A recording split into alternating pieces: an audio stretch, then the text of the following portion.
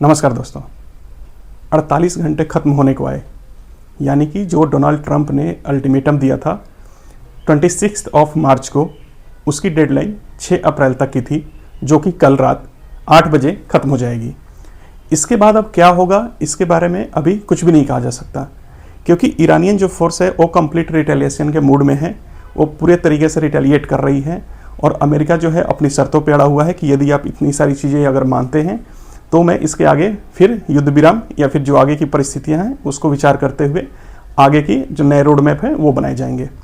हालांकि इसके पहले की एक बार जो चीज़ें डेवलपमेंट जो पहले हो रखी थी उसके बारे में थोड़ी सी एक नज़र दे देते हैं। यानी कि जो सबसे पहला जो ये प्रपोजल आया था वो 22 मार्च 2026 को आया था, जिसमें कि डोनाल्ड ट्रंप ने ये बोला था कि हम आपको 48 घंटे यानी कि 48 आवर्स का समय दे रहे हैं, जिसमें कि आपको स्ट्रेट ऑफ हॉर्मुज को खोलना होगा। इसके बारे में जब ये बात ईरानियन मीडिया तक आई तो उन्होंने, या फिर ईरानियन गवर्नमेंट तक आई तो उन्होंने इसके बारे में कोई भी उस टाइम पे कोई भी रिएक्शन नहीं दिया, लेकिन उन्होंने बोला कि नहीं, मैं आपके किसी भी इस तरीके की शर्तों या बातों को नहीं मानता। इसके बाद क्या हुआ कि जैसे ही अगला दिन लगा, यानी कि 23 तारीख को फिर क्या हुआ कि जो डेडलाइन 24 को ख़त्म हो रही थी, यानी कि उन्होंने 2 दिन का समय दिया था 48 आवर्स का, तो 24 तारीख के समय में उन्होंने क्या किया कि फिर इसको 5 दिन के लिए एक्सटेंशन दे दिया। 5 दिन के मतलब कि अगले 5 दिन तक के अंदर में अगर आपने यह काम नहीं किया तो हम आपके सारे प्लांट्स को उड़ा देंगे। डोनाल्ड ट्रंप ने ये बोला था, लेकिन फिर वहाँ पे ईरानियन गवर्नमेंट ने फिर अगेन यही सेम टू सेम स्टोरी कि हम आपके किसी भी कंडीशंस को मानने के लिए तैयार नहीं हैं। इसके बीच में पाकिस्तान में एक वार्ता भी हुई थी, जिसमें कि अमेरिका की तरफ से जेडी वेंस और ईरान की तरफ से जो इनके फॉरेन मिनिस्टर थे अरागाची, वो भी पहुँचे हुए थे। और उसके बाद वहाँ से जो चीज़ें निकल करके आई, वहाँ पे ये था कि अमेरिका ने 15 सूत्रीय कार्यक्रम बनाया था, जिसमें कि 15 एक तरीके की कंडीशंस थी जो कि ईरान को दिया गया था कि आप इन सब शर्तों को माने, उसके बाद हम आगे फर्दर देखते हैं। बदले में क्या किया कि ईरान ने वहाँ पे 5 शर्तें अपनी दे दी। उसने ये बोला कि हम आपकी 15 शर्तों को नहीं मानते हैं, आप 5 शर्तें हमारी माने, उसके बाद की हम आगे की देखेंगे। तो वहाँ पर भी ये बात आई गई होगी कि वहाँ पर भी कोई बात नहीं बनी। इसके बाद जब ये डेडलाइन अगेन जब खत्म होने वाली थी, उससे जस्ट पहले यानी कि 26 तारीख को डोनाल्ड ट्रंप ने फिर एक नई डेडलाइन दे दी कि हम आपको अब 10 दिन के लिए वॉर का पॉज दे रहे हैं। 10 डेज का मतलब ये हुआ कि 6 अप्रैल तक का इन्होंने पॉज दे दिया कि 6 अप्रैल यानी कि जो कल आने वाला जो तारीख है वो 6 अप्रैल है और ये रात के 8 बजे तक ये जो डेडलाइन है वो खत्म हो जाएगी। तो इन्होंने ये एक समय दिया कि जिसमें कि अगर आपको ये सारी चीज़ें, अगर आप मेरी शर्तों को मानने को तैयार हैं तो फिर हम इसके आगे सोचेंगे। लेकिन यहाँ पर भी फिर सेम स्टोरी, यहाँ पर भी ईरान ने बिल्कुल भी सारी चीज़ों को मानने से कम्प्लीटली मना कर दिया। वो अपने कंडीशन पे कायम है कि जो हमारी कंडीशन से अगर आप उस पर बात करते हैं या फिर उस पर विचार करते हैं तो फिर हम आगे फर्दर इसके बारे में सोच सकते हैं। इसमें जो ईरान की जो मेजर जो शर्तें निकल के आ रही थी उसमें यही है कि आप तत्काल एक तो पहला कि युद्ध बंद करेंगे। दूसरी जो कंडीशन ये है कि आप मिडिल ईस्ट से जितने भी आपके यूएस के जो मिलिट्री बेस है उसको आप हटाएंगे। इसमें थर्ड कंडीशन ये था कि जो ये लड़ाई चल रही है इसको अब इन फ्यूचर, मतलब कि भविष्य में ऐसी कोई भी इस तरीके का कोई भी हमला या कोई भी अटैक ईरान के ऊपर ना हो, इसके लिए आप जो भी है पॉलिसी बनाए, रूल बनाए, व्हाटएवर जो भी करना है, लेकिन कोई भी देश मेरे ऊपर अब हमला ना करें। स्टेट ऑफ हॉर्मुज को लेकर के इन्होंने बताया था कि आप उसमें एक प्रॉपर लीगल सिस्टम बनाया जाएगा जिसमें कि उसका प्रतिनिधित्व जो है वो ईरान करेगा। तो इस तरीके से इन्होंने अपनी शर्तें दी थी और इन शर्तों पे वो काफ़ी हद तक वो कायम भी है। और रिसेंटली जो अभी डेवलपमेंट्स हुई थी इसमें कई सारी चीज़ें निकल करके आ रही हैं कि जिसमें ये भी बताया जा रहा है कि आज जस्ट थोड़े टाइम पहले की बात है कि जिसमें F-15E का जो प्लेन क्रैश हुआ था, या फिर उसको ये बोल सकते हैं, क्रैश नहीं बोल सकते, उसको आप बोल सकते हैं IRGC ने ये दावा किया था कि हमने उसको प्लेन को मार करके उसको गिरा दिया है। तो ये जब प्लेन गिरा था तो वहाँ पे 2 इनके जो पायलट्स थे, यानी कि एक पायलट प्लस एक को पायलट जो बैक साइड में बैठता है, उन दोनों का वहाँ से इन्होंने इजेक्ट कर लिया था। हालांकि जो ये फ्लाइट थी या फिर जो जेट था वो क्रैश हो चुका है और इसके डेब्रिज जो हैं वहाँ पर पड़े हुए भी मिले और इसके बारे में उन्होंने ईरानियन मीडिया ने अपने फोटो में भी दिखाया हुआ है। तो इसके बाद क्या हुआ था कि एक जो इनका फ्लाइट का जो पायलट था वो उसको यूएस ने रेस्क्यू कर लिया था जस्ट थोड़े टाइम के बाद ही, जैसे ही फ्लाइट क्रैश हुआ। लेकिन अगला जो दूसरा जो को पायलट था वो आई थिंक वहाँ पर मिला नहीं था उनको, या फिर वो कहीं ऐसी जगह पे जाकर के गिर गया था जो कि बोल सकते हैं कि वो रिमोट एरिया में था, जो कि ईरान से कहीं सुदूर कहीं जगह पे था। और वहाँ पर प्रॉब्लम ये थी कि वहाँ तक यूएस की एक्सेसिबिलिटी वहाँ तक नहीं थी। और शायद ये भी बोल सकते हैं कि ईरान के जो पीपल या फिर जो वहाँ की गवर्नेंस थी या फिर पुलिस मिलिट्री जो थी वहाँ तक वो भी नहीं पहुँच पाई है। लेकिन आज यह न्यूज़ मिली दोपहर में कि जो उनका जो एक पायलट जो रह गया था वो उसका रेस्क्यू कर लिया गया है और इसी ड्यूरेशन में क्या हुआ है कि यह ड्यूरेशन करते करते इसी डेवलपमेंट में या रेस्क्यू करते हुए यह सामने आया है कि इनका एक C-130 एक एयरक्राफ्ट है जो कि मिलिट्री सपोर्ट के लिए है, और एक ब्लैक हॉक जो कि हेलीकॉप्टर है, जो कि यूएस का बहुत ही टेक्निकल और एडवांस वो भी हेलीकॉप्टर है। इसको इस ड्यूरेशन में जो इस्फान एक शहर है उसके आसपास में कहीं इसको IRGC ने मार गिराया है। और IRGC के साथ साथ जो वहाँ की मिलिट्री और प्लस उसके अलावा एक माजिद फोर्स है IRGC के अंदर में ही होती है, जिसके ये बोल सकते हैं कि IRGC जो है वो 6 विंग के अकॉर्डिंग काम करती है, तो 6 में एक माजिद भी है, उसी का एक पार्ट है। तो वो इन लोगों ने मिलकर के एक जॉइंट ऑपरेशन के through C-130 and black hawk को मार करके वहाँ पर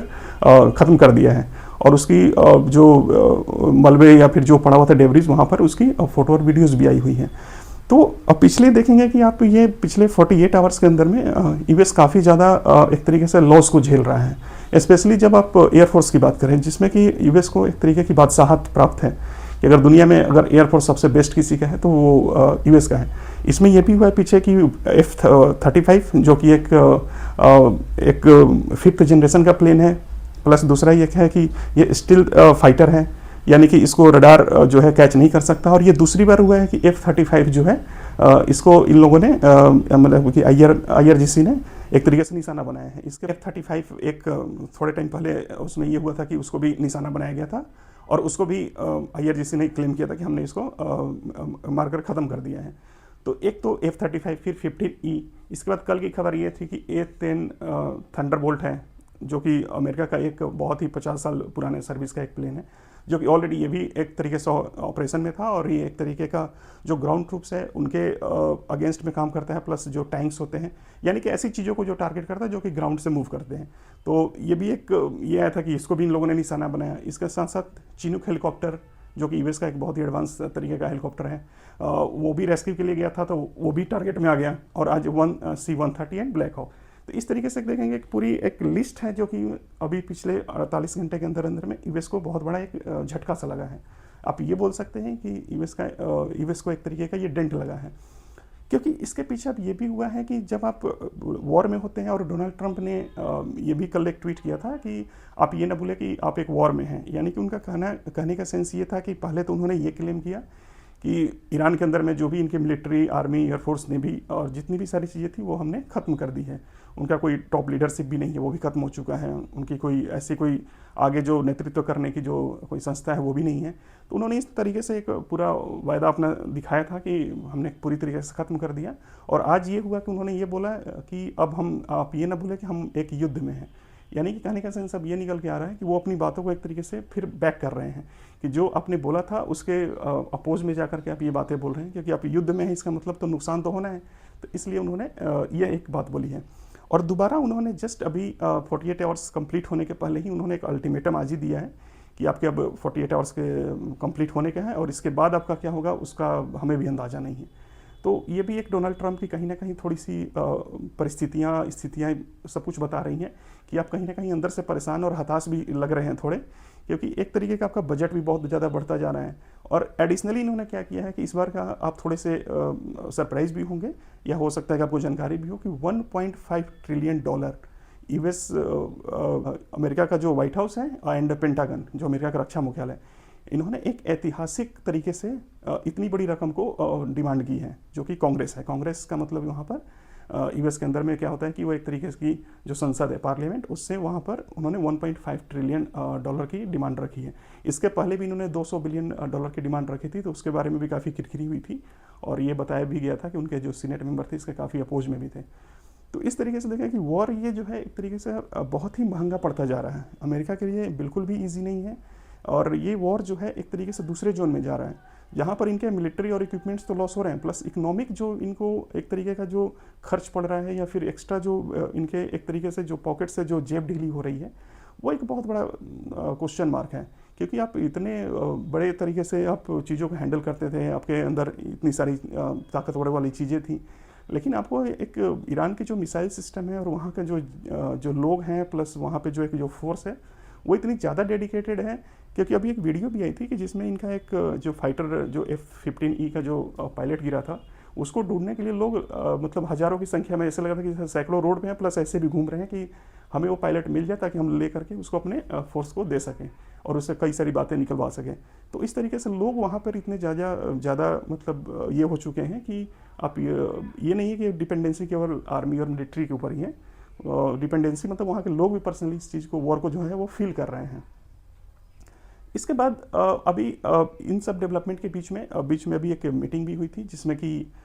60 देशों ने भाग भी लिया था कि स्टेट ऑफ हॉर्मुज को कैसे खुलवाया जाए। और इसी ड्यूरेशन में यहाँ पर ये हुआ था कि जो यूके के जो फॉरेन मिनिस्टर हैं उन्होंने इसकी अगुवाई भी करी थी, और इंडिया की तरफ से जो फॉरेन सेक्रेटरी हैं उन्होंने इसमें पार्टिसिपेट किया, प्लस 60 देशों के लोगों ने इसमें आए थे। वहाँ पर ये बातें निकल करके आई कि ये जो हमारा स्टेट ऑफ हॉर्मुज के थ्रू जितने भी चीज़ें जो ऑयल शिप या ऑयल टैंकर या फिर जो गैस के जो टैंकर्स हैं जो आ रहे हैं, इसका कोई परमानेंट सॉल्यूशन ऐसे लड़ाई झगड़े या फिर किसी भी मिलिट्री ऑपरेशन के थ्रू नहीं हो सकता। इसके साथ साथ इन्होंने ये भी एक देखा कि जो गल्फ़ जो रीजन है वहाँ पर जो बहरीन के अगुवाई में एक यूनाइटेड नेशन सिक्योरिटी काउंसिल में एक अर्जी लगाई गई थी जिसमें ये बोला गया था कि आप स्टेट ऑफ हॉर्मुज को मिलिट्री ऑपरेशन के थ्रू खुलवाइए। लेकिन वहाँ पर 3 देश जिसमें कि रसिया, चाइना एंड फ्रांस ने इसका विरोध किया, और उन्होंने यह बताया कि नहीं, आप इसको इस तरीके से आप नहीं खुलवा सकते, इसको एक बातचीत के जरिए ही ये ओपन होगा। तो ये पिछले कुछ टाइम में एक सारी जो डेवलपमेंट चल रही है, अभी इसका आने वाले 48 आवर्स के बाद यानी कि कल के बाद क्या इफेक्ट पड़ता है, ये एक बहुत बड़ा क्वेश्चन मार्क है, क्योंकि इसको देखने के लिए दुनिया भी पूरी तरीके से मतलब सामने तत्पर है कि अब डोनाल्ड ट्रंप अगला फैसला क्या लेंगे। और इसमें जो भूमिका है इजराइल की वो कहीं ना कहीं थोड़ी सी पीछे हटती हुई दिख रही है, क्योंकि इजराइल ने एक तरीके से जो अपनी जो ज़मीनी जो फोर्सेस थी यानी कि जो ग्राउंड ट्रूप्स थी उसको उतारने के लिए मना कर दिया था। यानी कि उसने बोला था कि मैं ईरान में अपनी ज़मीनी ट्रूप्स को जो है आर्मी को मैं ज़मीन पे नहीं उतारूंगा। और इसके पीछे ही डोनाल्ड ट्रंप ने यह भी बोला था कि अब हम यहाँ पर लगभग पहले उन्होंने 1000 सैनिकों को भेजा, इसके साथ साथ पीछे